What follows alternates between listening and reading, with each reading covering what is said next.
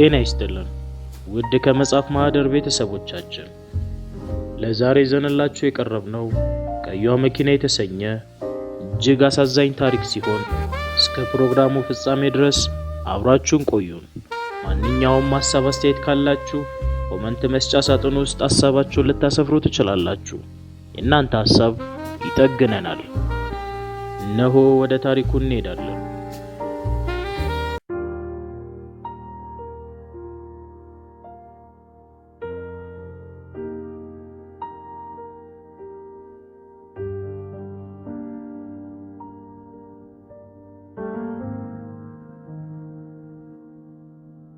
ቀይዋ መኪና።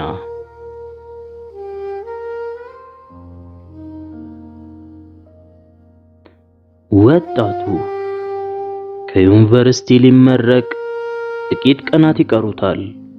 ሲመረቅ ደግሞ የሚጠብቀው ነገር አለ። ስጦታ። አባቱ የናጠጡ ሀብታም በመሆናቸው ከእሳቸው የሚጠብቀው ነገር ለየት ያለ ነው። ከሁሉም ላቅ ያለ ስጦታ። ከወራት በፊት ጀምሮ ቀልቡን የጣለበት አንድ ነገር አለ። መኪና። በአንድ የታወቀ የመኪና ሻጭ ድርጅት የመኪና ማሳያ አዳራሽ ውስጥ በተመለከታት አዲስ ሞዴል ቀይ የስፖርት መኪና ፉኛ ተስቧል። እንድትኖር የሚፈልጋት መኪና ነች። ይህን ፍላጎቱን ደግሞ በሰበብ አስባቡ እያደረገ ለአባቱ ተናግሯል። ከዚህ በፊትም የሚጠቀመው ዘዴ ይሄንኑ ነው። አንድ የሆነ ነገር ሲፈልግ ያንን ነገር ምን ያህል እንደሚፈልገው ለአባቱ እንደዋዛ በጨዋታ መሃል ይነግራቸዋል። እሳቸውም ደግሞ በስጦታ በሽልማት መልክ ህልሙን ያሟሉለታል። እናም አሁንም ይሄንኑ ነበር ሲያደርግ የከረመው። ምን ያህል መኪናዋን እንደወደዳት በሰበብ አስባቡ ነግሯቸዋል። ስለዚህ በምረቃው ዕለት ከሚጠብቃቸው ስጦታዎች ዋነኛው አባቱ የሚያበረክቱለት ይህች መኪና ነች። በስተመጨረሻም በጉጉት የሚጠብቀው የምረቃው ቀን ደረሰ። አባቱ ማለዳ ላይ ወደ ግል የጥናት ክፍላቸው አስጠሩት። ምን ያህል እንደሚወዱት ምን ያህል እንደሚኮሩበት ገልጸው ያዘጋጁለትን በወርቃማ የስጦታ መጠቅለያ ወረቀት የተጠቀለለች አነስተኛ የስጦታ እሽግ አበረከቱለት። ምን ይሆን ውስጡ ያለው?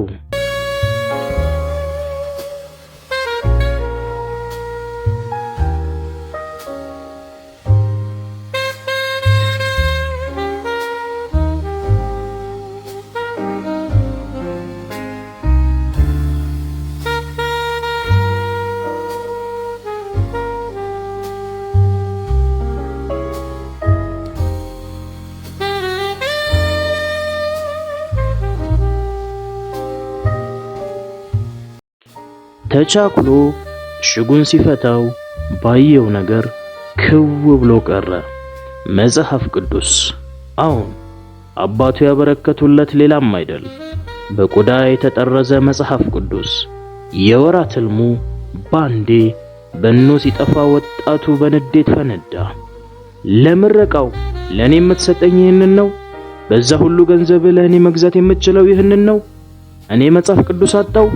ስግብግብነት እንጂ ለምርቃት በዓል ልታበረክትልኝ የሚገባው ይህንን ነው? ወጣቱ በንዴት ተንቀጠቀጠ። ስጦታውን ወርውሮ የአባቱን የጥናት ክፍል ጥሎ ወጣ። ከዚያ ቀን ጀምሮ ወደ አባቱ ቤት መጥቶ አያውቅም። ከዚህም በኋላ በቀጠሉት ዓመታት ወጣቱ የራሱን የንግድ ሥራ ጀምሮ ተሳክቶለታል። ቤተሰብ መስርቶ መኖር ጀምሯል። ከዚያን የምርቃት በዓሉ ማለዳ ጀምሮ ከአባቱም ጋር ተገናኝቶም ሆነ ስልክም ደውሎ አያውቅም። ድፍን 5 ዓመታት አለፉ።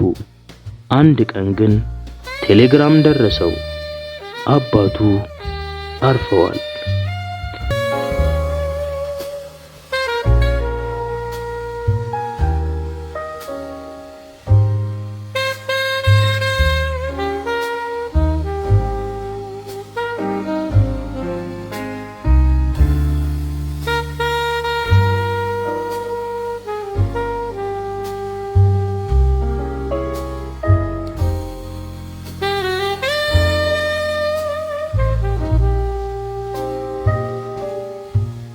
ያላቸውን ንብረት አብዛኛውን የተናዘዙት ለእሱ ነው። ስለዚህ ለቀብሩም ለሐዘኑም ከኑዛዜው ጋር የተያያዙ ነገሮችንም ለማስተካከል ከ5 ዓመታት በፊት በምሬት ጥሎት ወደ መጣው የልጅነት ቀየው አመራ። አሁን ያለው በአባቱ የጥናት ክፍል ውስጥ ነው። የዛሬ 5 ዓመት እንዴት በንዴት ጦፉ እንደነበር አስታወሰ። ክፍሉ ውስጥ በቀስታ የተዘዋወረ መጻሕፍቶቹን፣ ጠረጴዛውን፣ ሁሉንም ቁሳቁስ ይመለከት ጀመር። በዚህ መሃል ነው ከመጽሐፍ መደርደሪያው ውስጥ ያኔ አባቱ አበርክቶለት በብስጭት ጥሎት የወጣው መጽሐፍ ቅዱስን ከመደርደሪያው ውስጥ ያገኘው። እንደ ዋዛ ከመደርደሪያው ላይ አንስቶ ገጾቹን ይገልጥ ጀመር። በቆዳ የተጠረዘና የሚያምር ነው። ገጾቹን እየገለጠ እያለ ግን ድንገት አንድ ነገር ከገጾቹ መሃል ወደቀ። የወደቀውን ነገር አንስቶ ሲያየው አይኑን ማመን አልቻለም። የመኪና ቁልፍ፣ የቀዩ ስፖርት መኪና ቁልፍ። አይኑን ማመን አልቻለም።